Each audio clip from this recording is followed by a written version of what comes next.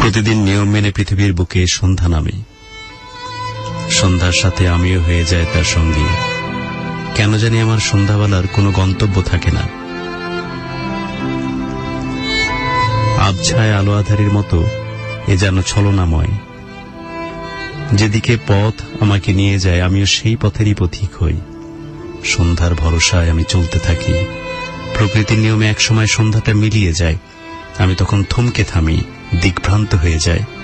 আসমান জমিন বিস্তর শূন্য মনে হয়। এই শূন্যতায় সন্ধ্যাটা ছাড়া আমার অস্তিত্ব নেই। সন্ধ্যার মায় আমি গৃহত্যাগী হয়েছি।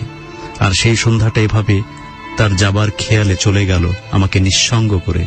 আমি বিশ্বাসহীনতায় ভুগি। বিশ্বাস করেই তো সন্ধ্যাটাকে আমার ভেবেছি। আর সে কিনা নিজ খেয়ালে আমাকে আধারে ভরা এক রাতের হাতে সঁপে দিল। হয়তো সবার নিয়মে সবাই সব পারে, অথবা পারতে হয়। স্বার্থের পৃথিবী।